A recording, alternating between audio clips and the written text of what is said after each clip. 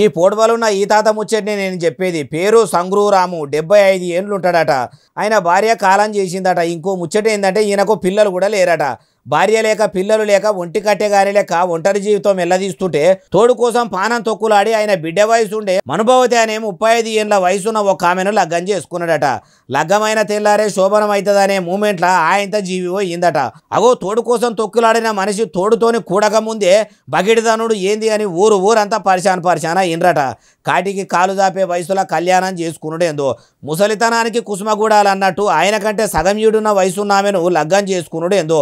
పుస్తకట్టిన తెల్లారే పుట్టుకుమానుడేందో. కృష్ణారామ అనుకుంటా కాలం గడిపే వయసులో మరి తాత ఏమన్నా తన్లాడదామని గోళీలు వేసుకున్నాడా? అట్లా కూడా వేసుకుంటే ఎక్కువ ఏజ్లో ఉన్నోళ్ళు అవి వడక గుండెపోటు వచ్చి గుట్టుకుమంటారట.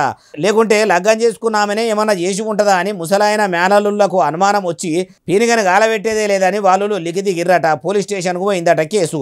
కానీ కాటికి కాళ్ళు దాపే వయసులో కళ్యాణం చేసుకోవాలనిపించుడు ఏందో. పుస్తకట్టిన తెల్లారే పుట్టుకుమానుడు ఏందో అంటుర్రు ఈ ముచ్చటిన్నోళ్ళు. ఇంతకు ఏడనంటే మనతాన కాదు, ఉత్తరప్రదేశ్లో ఉన్న జౌన్పూర్ జిల్లాల.